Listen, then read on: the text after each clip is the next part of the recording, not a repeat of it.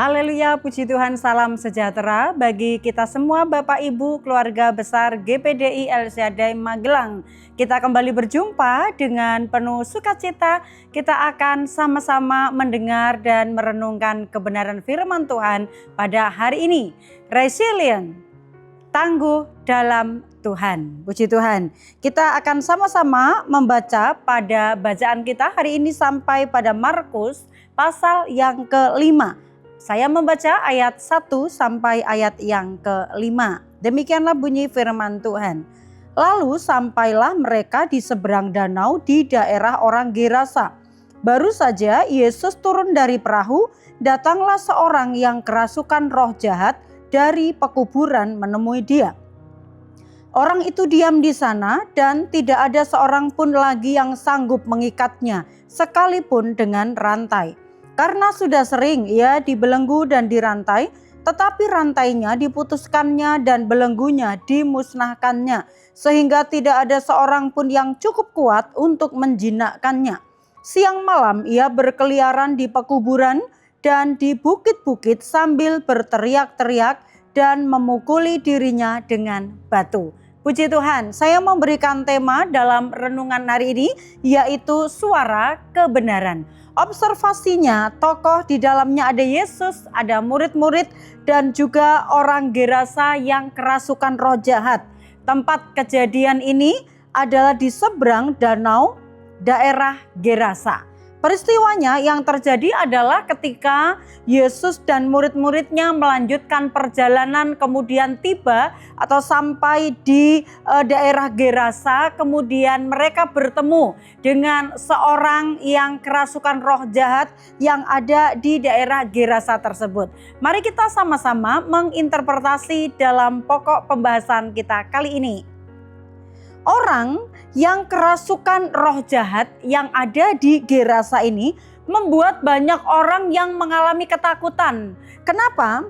Karena orang yang Gerasa ini dikatakan dikuasai atau dikendalikan oleh roh jahat. Siapa yang tidak takut? Ya, karena apa? Orang banyak ketika melihat orang ini yang sementara kerasukan roh jahat ini, maka perilakunya, kekuatannya itu di luar batas kemampuan atau kekuatan manusia. Ya, di situ dikatakan tidak ada seorang pun yang lagi sanggup untuk mengikat atau membelenggu dia, karena dengan mudah belenggu-belenggu atau tali-tali yang mengikatnya itu diputuskan dengan sangat ringan. Ya, kenapa? Karena bukan kekuatannya dia sebagai manusia biasa, tetapi ada kekuatan roh lain, dan di dalamnya itu adalah roh jahat yang menguasai dirinya.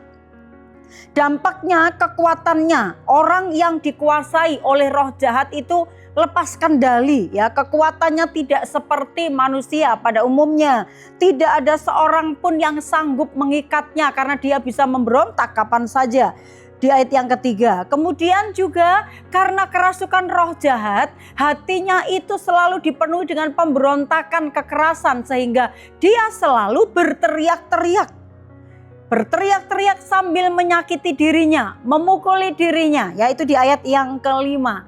Dan juga apa? Kebiasaan dari orang yang kerasukan setan ini, kerasukan roh jahat ini adalah dia juga suka menyendiri di tempat-tempat yang sunyi. Orang Gerasa ini dikatakan di bukit-bukit yang sunyi atau di tempat-tempat pekuburan. Ya, ini adalah tempat-tempat yang biasanya manusia itu jarang atau tidak mau ya ada di tempat seperti itu. Tetapi kuasa kegelapan atau roh jahat itu menyukai tempat-tempat yang sepi, tempat-tempat yang gelap ya. Nah, inilah orang Gerasa yang dirasuki oleh roh jahat ini. Hal ini tentu saja sangat memprihatinkan. Dia seharusnya memang butuh pertolongan, dia butuh dibebaskan, tetapi tidak seorang pun yang dapat membebaskan dia. Dalam pembahasan ini, di bacaan ini tidak dituliskan ya siapa nama dari orang Gerasa yang kerasukan roh jahat ini. Tidak disebutkan siapa namanya. Berarti biasa kalau tidak disebutkan namanya, kita bisa mengambil pelajaran Bapak Ibu, ini bisa terjadi juga kepada siapa saja. Di zaman modern ini, di akhir zaman ini, banyak sekali orang-orang yang menunjukkan jati dirinya sebenarnya juga adalah kerasukan roh jahat. Kerasukan roh jahatnya tidak seperti orang yang kerasukan setan yang seperti yang kita lihat gitu ya, banting-banting tubuh, teriak-teriak, memukul, menyerang orang dan sebagainya. Mungkin tidak seperti itu secara fisik. Tetapi di akhir zaman ini, di zaman modern ini, iblis pun ternyata juga mengikuti perkembangan dunia. Dia kalau merasuki seseorang tidak dengan hal-hal yang jahat lagi, tetapi dengan hal-hal yang sepertinya halus. Sepertinya itu tidak apa-apa, sepertinya itu adalah hal yang wajar. Dan itulah justru yang dipakai oleh iblis ya. Banyak orang yang kerasukan roh jahatnya di akhir zaman ini adalah tidak peduli lagi dengan orang lain. Suka menjelek-jelekan orang lain. Tidak peduli dengan agama. Tidak tahu malu. Suka berteriak-teriak ya seperti orang Gerasa ini. Kalau orang Gerasa ini kerasukan roh jahatnya berteriak-teriak, membuat orang lain takut, dan tentu saja ini merugikan orang lain ya. Karena banyak orang lain yang takut diserang dan lain sebagainya. Suka berteriak-teriak. Apa isi teriakan-teriakannya itu? Di zaman modern di akhir zaman ini banyak teriakan-teriakan yang teriakannya itu adalah hal-hal yang bisa merugikan orang lain. Misalnya contohnya suami selingkuh, kemudian sang istri ini bisa menguploadnya, padahal ini mungkin sesuatu yang harusnya bisa ditahan, tidak perlu dipublikasikan ya. Tetapi saat ini sudah rasa malu itu juga sudah hilang. Tidak ada lagi pada kondisi manusia-manusia di akhir zaman ini. Berteriak-teriaknya adalah mengungkapkan sesuatu yang sebenarnya. Tidak perlu diungkapkan, tidak perlu dipublikasikan. Tetapi di akhir zaman ini banyak orang melakukannya. Suaminya selingkuh, dia sengaja share, sengaja upload supaya semua dunia itu, semua orang tahu, seluruh isi dunia itu tahu. Dia ceritakan kelemahan suaminya di sana, di sini. Ya, berteriak-teriak, bersuara. Kemudian ada juga orang yang berteriak-teriaknya itu mengungkapkan suaranya itu, yaitu ketika dia punya hutang, lalu hutangnya itu ditagih, dia marah-marah. Orang yang nagih malah di video, diviralkan. Nah ya, ini sering kali terjadi kalau Bapak Ibu memperhatikan di media sosial ya. Atau mungkin juga ada lagi contoh, yaitu orang yang pesan barang, beli barang online, kemudian barangnya itu datang tetapi dia itu tidak bisa membayar atau tidak mau membayar, kemudian barang itu dibuka ya, kayak seolah-olah ini dan membuktikan bahwa ini barangnya bukan barang saya. Ya, itu merugikan. Dan orang yang mengantarkannya, yang pengantar barangnya itu terkadang dipermalukan, dimarah-marah, diteriak-teriakin ya, tanpa disadari. Teriak-teriak seperti orang Gerasa yang kerasukan roh jahat. Sekarang roh jahat itu memasuki manusia dengan cara-cara yang modern, dengan cara-cara yang halus Bapak Ibu ya. Tetapi sebenarnya itu banyak sekali merugikan orang lain, banyak sekali menjatuhkan orang lain. Perasaan tidak tahu malu itu juga sudah seperti lumrah. Hal-hal yang tabu mereka bisa pertontonkan dan lain sebagainya untuk menunjukkan siapa dirinya.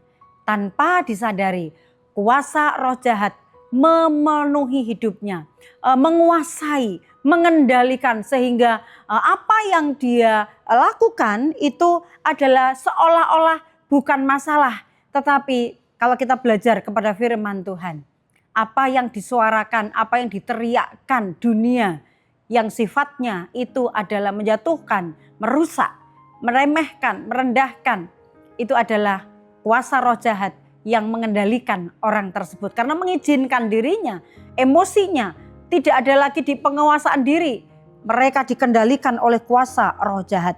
2 Timotius 3 ayat 1 sampai ayat yang keempat, ketahuilah bahwa pada hari terakhir akan datang masa yang sukar. Manusia akan mencintai dirinya sendiri dan menjadi hamba uang. Mereka akan membual dan menyombongkan diri. Mereka akan menjadi pemfitnah. Mereka akan berontak terhadap orang tua dan tidak tahu berterima kasih, tidak mempedulikan agama, tidak tahu mengasihi, tidak mau berdamai, suka menjelekkan orang, tidak dapat mengekang diri, garang, tidak suka yang baik, suka mengkhianat, tidak berpikir panjang, berlagak tahu, lebih menuruti hawa nafsu daripada menuruti Allah. Nah, contoh dari pembahasan kita yaitu tentang orang Gerasa yang kerasukan roh jahat ini adalah setelah bertemu Yesus, ia menjadi sembuh. Di zaman yang semakin jahat ini, banyak orang-orang yang berteriak-teriak dengan menyuarakan suaranya roh jahat yang memenuhi hidupnya. Berteriak-teriak mensuarakan bukan suara yang baik, tetapi suara yang memberikan keputusasaan, melemahkan, hujatan, ejekan, dan lain sebagainya. Itu tanpa disadari adalah dikendalikan oleh kuasa roh jahat. Dan orang-orang yang demikian butuh pertolongan. Orang-orang yang demikian butuh dilepaskan ikatannya dari roh jahat. Hatinya yang selalu dipenuhi dengan kejahatan. Ketika mau bertemu dan berjumpa dengan Yesus, hati orang-orang yang punya pikiran jahat, keinginan-keinginan jahat, karakter-karakter jahat, ketika bertemu dengan Yesus, sanggup mengalami pemulihan. Suara kerasukan itu adalah kerasukan roh jahat, maksudnya adalah ini perkataan-perkataan yang jahat, perkataan yang menjelekkan orang lain, suka bertengkar ya. Ini adalah kata-kata yang keras, suka memviralkan kelemahan atau kesalahan orang lain. Sementara suara kebenaran itu apa? Kalau di dalam ayat yang ke-19 ini ya, Markus 5 ayat 19, yaitu menceritakan segala sesuatu yang diperbuat oleh Tuhan. Jadi ketika mengeluarkan suaranya adalah suara yang menceritakan perbuatan Tuhan. Betapa baiknya Tuhan, bagaimana Tuhan menyembuhkannya, bagaimana Tuhan memulihkannya, bagaimana Tuhan menolong saya. Sehingga yang keluar suara kebenaran itu adalah suara yang penuh dengan ucapan syukur, suara yang penuh dengan puji-pujian kepada Tuhan, suara yang mengagungkan kebesaran nama Tuhan. Aplikasinya bagi kita Bapak Ibu, bersuaralah untuk hal-hal yang baik dan hal yang benar. Bersuaralah untuk bercerita tentang Tuhan kepada orang lain. Berbicaralah tentang kebenaran, bukan penipuan. Kiranya renungan ini akan memberikan sebuah inspirasi juga sekaligus merema dalam kehidupan kita supaya selama ini apa yang selalu kita suarakan, apa yang selalu kita keluarkan dari suara kita, apakah suara yang mendatangkan kebaikan dan kekuatan bagi orang lain atau suara roh jahat yang melemahkan, menyakiti atau mematahkan orang lain.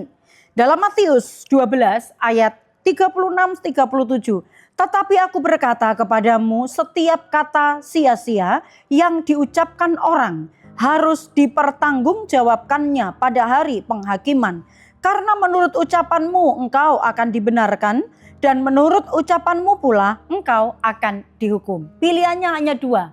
Kalau kita mengatakan yang benar, kita akan dimuliakan. Tapi apabila perkataan kita itu adalah perkataan yang sia-sia, maka hukuman yang menanti kita.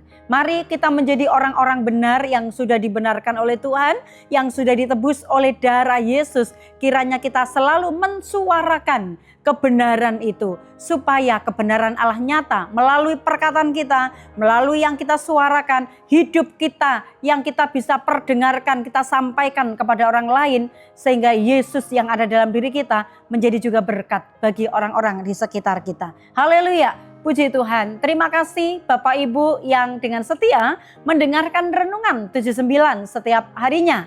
Dan saya percaya Bapak Ibu diberkati. Apabila Bapak Ibu diberkati dan ingin menyampaikan kesaksian atau pokok-pokok doa tertentu, Bapak Ibu dapat menyalurkannya melalui chat WhatsApp 0813 274 288. Mari kita bertumbuh bersama, semakin kuat, semakin tangguh di dalam Tuhan. Mari kita tundukkan kepala, terima firman Tuhan ini dengan berdoa. Terima kasih Tuhan, Engkau adalah Allah yang baik, Bapa yang penuh dengan kasih setia dan kemurahan. Kiranya kami umat-umat-Mu, keluarga besar GPDI LCAD Magelang, kami terus mengalami perjumpaan dengan Tuhan dan hidup kami mengalami perubahan, agar mulut kami, hidup kami mensuarakan kebenaran seperti apa yang Engkau mau di dalam kehidupan kami. Karena Engkau sendiri adalah kebenaran. jika kebenaran itu hidup di dalam diri kami dan kami mensuarakannya, setiap telinga yang mendengar mereka diberkati, mereka dikuatkan karena kasih setia Tuhan yang Tuhan juga limpahkan bagi banyak orang. Terpujilah namamu, kasih setiamu ya Tuhan kiranya menyertai kami seperti kami berharap kepadamu. Betapa berharganya kasih setiamu ya Allah. Anak-anak manusia berlindung dalam naungan sayap-Mu. Terima kasih, kami bersyukur. Terima firman Tuhan ini dengan sukacita dalam nama Yesus. Haleluya. Amin.